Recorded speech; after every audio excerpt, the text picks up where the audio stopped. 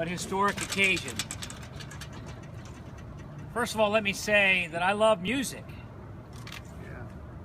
And I think the people who died here 36 years ago tonight love music also. And music binds us. Music ties generations together. Music is always there in our saddest moments and our happiest moments. And we need the music to continue to play in Cincinnati. And I believe in the progress of Cincinnati. But I also believe we cannot move forward if we don't remember our past. Not too far from here, there's another marker, historic marker, that talks about, at a young age, how William Howard Taft stood between a lynch mob and a jail to prevent black people from being massacred. It was a courageous act. It was an act that is symbolized with a marker that talk about an evil thing that was happening that stopped. Evil things happen. Tragedies happen. I'm a believer in God. I can't explain what happened 36 years ago and why your loved ones died. But I do believe that we should never forget and hope to learn something from the tragedy. And so a year ago, I pledged that we would have a marker here and never forget. And I want you to know, and I want to thank the Cincinnati USA Musical Foundation, and John Isidore and all the other folks who helped make this happen, that we honor our history. We love our history because we want to move forward. And we want there to be a soundtrack to our future. And we want everybody, even those who died, to be with us in spirit. And so we have this memorial as a permanent memorial of something that happened a long time ago, but is still with us today. And as your mayor, I'm proud to stand with you this evening. Thank you. Thank you, man. Thank you.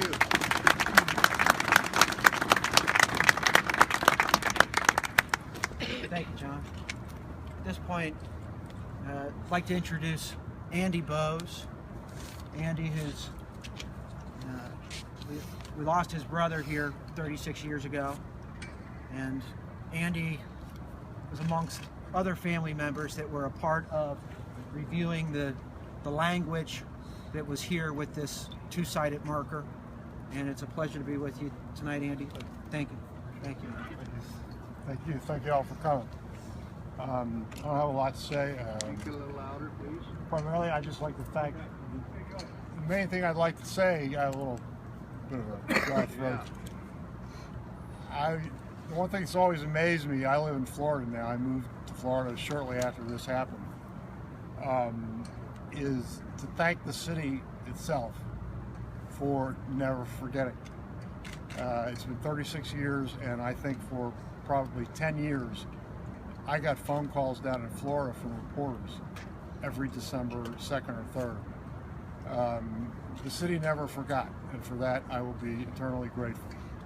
The main purpose, the main thing I'd like to say is to relay the communication that I had with Bill Curbishley, who is the manager of The Who, and as a representative of the band itself. I'll read you a brief section of an email that I sent to him, which expresses my feelings. I said, on a personal note, I've never harbored any ill will towards the band. They were his favorite, my brothers, and remain one of mine. Any other resentments that I may have had at that time have long disappeared. My memories of my brother Peter are of the good, albeit short, time we had together. My brother and I were both guitar players. At least I try to play. And I always say, you try to find the silver lining in the cloud, that he accomplished one thing that I'll never accomplish, and that he made the cover of Rolling Stone. and I never will. I guarantee you that. Needless to say, not under the circumstances I would have liked to have seen it. There's still hope, Andy. But you never know. But he made it nevertheless. That's always been a bright spot for me. Maybe I'm a little warped, but that's the rocker in me. Aren't we all?